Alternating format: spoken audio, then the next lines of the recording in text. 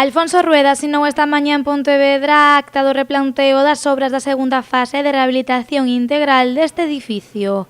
Uns traballos que se poñerán en marcha a vindeira semana e que se centrarán no acondicionamento das 4 últimas plantas. No seu momento, recordades tamén que asinamos un convenio polo que a Xunta se encargaba de facer o proxecto e a licitación das obras. E, bueno, iso foi o que fixemos.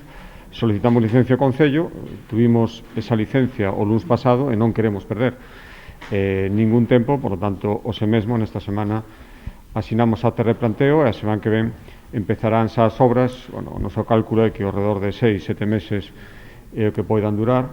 A Universidade de Vigo ocupará da 5ª a 7ª planta.